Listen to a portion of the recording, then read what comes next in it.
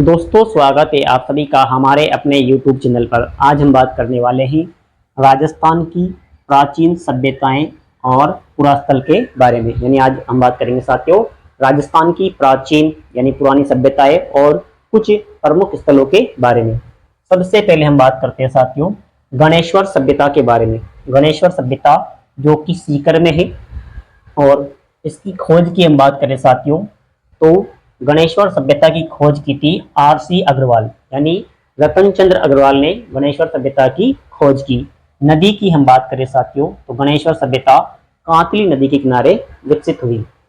उत्खनन की बात करें तो गणेश्वर सभ्यता का उत्खनन किया था आर.सी. अग्रवाल ने, साथ में विजय कुमार इनके थे, इन्होंने इनका सहयोग किया। यानी आर.सी. अग्रवाल और विजय कुमार दोनों ने 1977-78 से 1979 तक नीम का थाना जो कि सीकर में है वहां पर इसका उत्खनन किया था। नाम की बात करें साथियों हम तो गणेश्वर सभ्यता को कहते हैं ताम्रयुगीन सभ्यताओं की जननी। ताम्रयुगीन सभ्यताओं की जननी इसको कहते हैं, साथ ही इसको पुरातत्व का पुष्कर कहते हैं। इसके अलावा ताम्र संचयी संस्कृति के नाम से भी गणेश्वर सभ्यता को जाना जाता है। जानकारी की बात करें साथियों तो गणेश्वर सभ्यता से मछली पकड़ने का कांटा प्राप्त हुआ है। मछली पकड़ने का कांटा प्राप्त हुआ है। इसके अलावा तांबे की बाणाग, साथ में तीर, भाले, कुल्हाड़ी, ये सभी तांबे के जो औजार है यहाँ से प्राप्त हुए हैं। इसके अलावा साथियों दोहरी पेचदार शिरे वाली ताम्र पिन भी यहाँ से प्राप्त हुई है।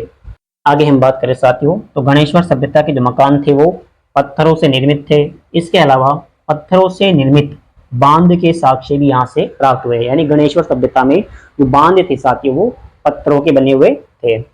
इसके अलावा पुरातत्वविदों ने यानी जो पुरातत्वविद है, जो विद्वान है, उन्होंने गणेश्वर सभ्यता को पूर्व हड़प्पा कालीन ताम्रयुगीन सभ्यता भी कहा है। यानी जो पुरातत्वविद है इन्होंने गणेश्वर सभ्यता को हड़प्पा से भी पुरानी ताम्रयुगीन सभ्यता के नाम से पुकारा है। आगे हम बात करें साथियों बालाथल सभ्यता के बारे में। बालाथल सभ्यता है साथियों उदयपुर में।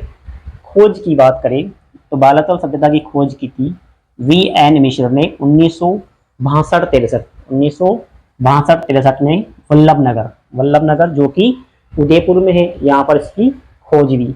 उत्खनन की बात करें साथियों तो बालाथल सभ्यता का उत्खनन किया था V.N. मिश्र, V.S. शिंदे, R.K. मोहंती, साथ में इनके साथ एक व्यक्ति और थे डॉक्टर देव कोठारी। और ये जो उत्खनन कार्य साथियों बालाथल सभ्यता का वो हुआ था 1993 में।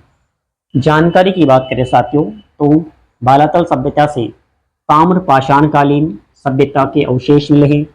इसके अलावा 11 कमरों के एक विशाल भवन के साक्ष्य भी यहाँ से प्राप्त हुए हैं।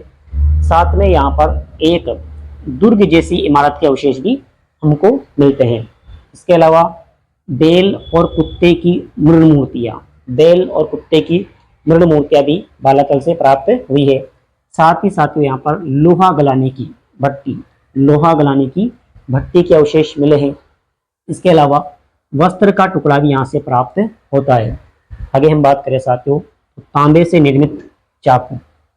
निर्मित चाकू, कुल्हाड़ी, बाण, छेनी, इसके अलावा कर्णफूल, साथ ही गले के